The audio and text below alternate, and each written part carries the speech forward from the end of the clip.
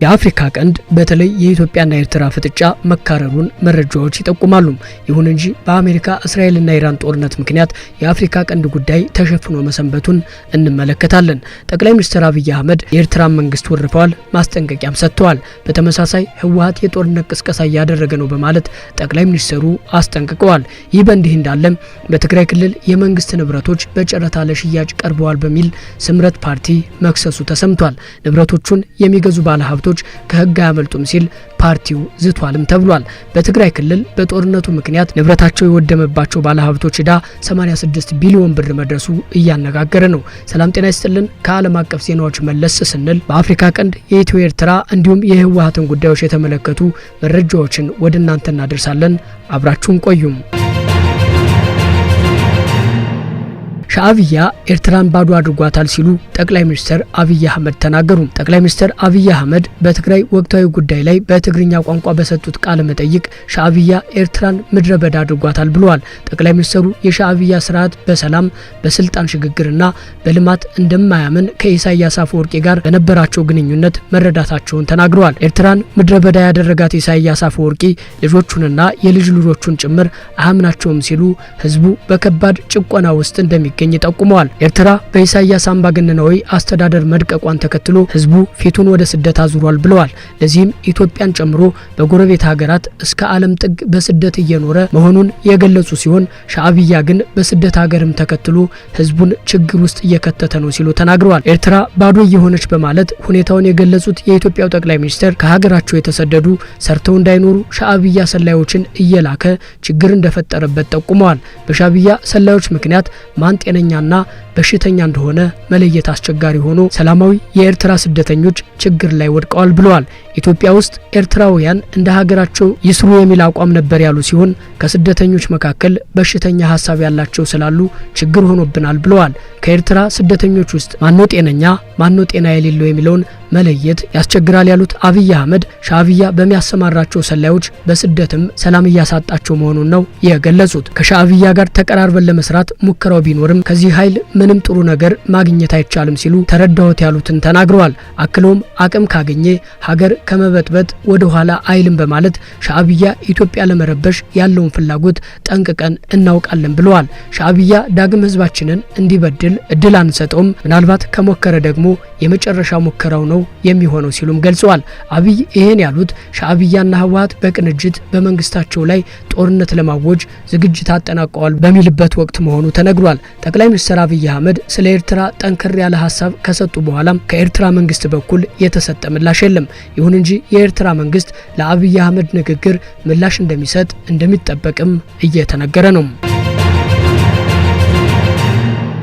ይህ በእንዲህ እንዳለ ጠቅላይ ሚኒስትር አብይ አህመድ በህወሓት ላይ ማስጠንቀቂያ መስጠታቸው ተነግሯል። ህወሓት ጦርነት እየቀሰቀሰ ነው በማለት መወረፋቸውም ነው የተሰማው። ጠቅላይ ሚኒስትር አብይ አህመድ ህወሓት ለጦርነት እየተዘጋጀ መሆኑን ገልጸዋል።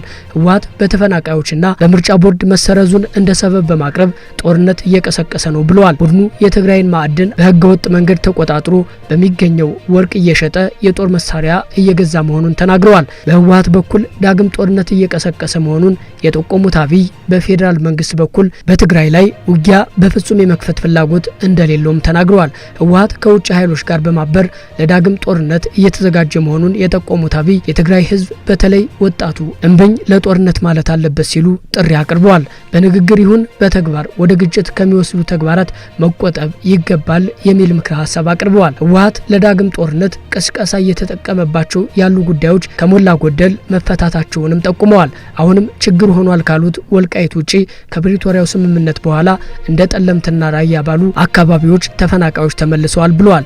ህወሓት የፌዴራል መንግስት ወደ ጦርነት እንድንገባ እየጎተጎተ ነው በማለት ሲወቅስ መቆየቱ የሚታወስ ነው። ጠቅላይ ሚኒስትሩ ህወሓት ጦርነት እየቀሰቀሰ ነው ላሉት ንግግር ምላሽ ይሰጣል ተብሎ ይጠበቃል። በአፍሪካ ቀንድ ካሉት በርካታ ውጥረቶች መካከል የኢትዮ ኤርትራ የጦርነት ዝግጅቶች የቀጠናውን ውጥረት ሊያባብሱ እንደሚችሉ እየተነገረ ይገኛል። ይህ በእንዲህ እንዳለ ከኢትዮ ኤርትራ ድንበር አካባቢ የሚወጡ መረጃዎች እንዳረጋገጡት ኤርትራ በኢትዮጵያ ድንበር በአፋር ክልል በኩል በሁለት ረድፍ የተሰሩ ረጃጅም ምሽጎችን ገንብታ አጠናቃለች። በአሁኑ ወቅት የኢትዮጵያና የኤርትራ ጦር ኃይሎች ከአሰብ ወደ 60 ኪሎ ሜትር ባነሰ ርቀት ላይ ተፋጠው እንደሚገኙ እየተገለጸ ነው።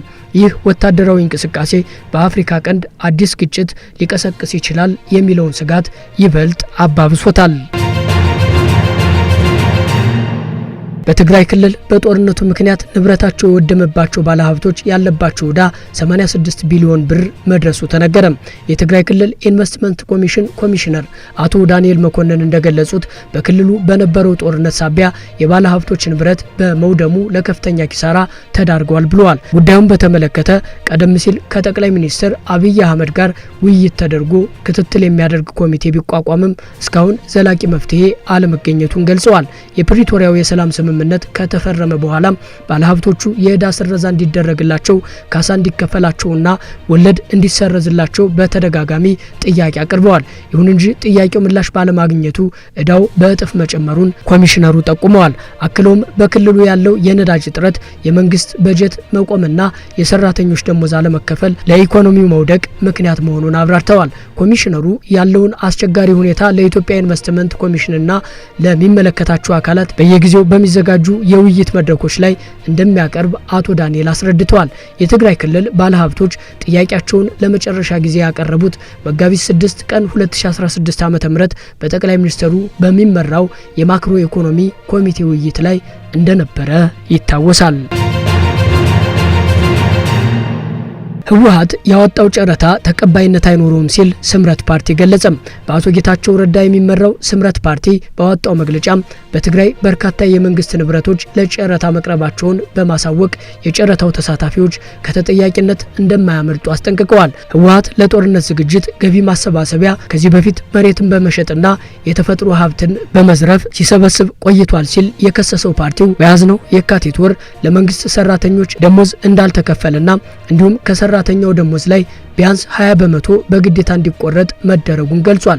አሁን ደግሞ ገቢ ለማሰባሰብ ሲል ታሪካዊ ቅርሶችንና እንደ ኤፍኤም መቀሌ፣ መነን ሆቴል፣ ሜጋ ህትመትና ሌሎችም ትላልቅ የህዝብ ሀብቶችን በድብቅና ግልጽነት በጎደለው ሁኔታ ለግል አጋሮቹ በጨረታ እየሸጠ ይገኛል ብሏል። በመሆኑም መንግስታዊ ንብረትን ወደ ሶስተኛ ወገን ማስተላለፍ በህግ የተከለከለ በመሆኑ በዚህ ህገወጥ ጨረታ የሚሳተፉ ባለሀብቶችና ግብይቱን የሚፈጽሙ ባንኮች ህጋዊ ጨረታ አሸንፈናል ቢሉም ከህግ ተጠያቂነት እንደማያመልጡና ለጦርነት እንደተባበሩ ተቆጥሮ እርምጃ እንደሚወሰድባቸው ስምረት ፓርቲ አጥብቆ አስጠንቅቋል። ተመልካቾች ለዛሬ ያዝነው መረጃ ይህንን ይመስል ነበረ። በሌላ መረጃ ተመልሰን እንመጣለን። አቤር ሚዲያን ላይክ፣ ሼር፣ ሰብስክራይብ በማድረግ ቤተሰብ ሁኑ። አብራችሁን ስለቆያችሁ እናመሰግናለን። በያላችሁበት ጥሩ ጊዜ ተመኘን። ሰላም።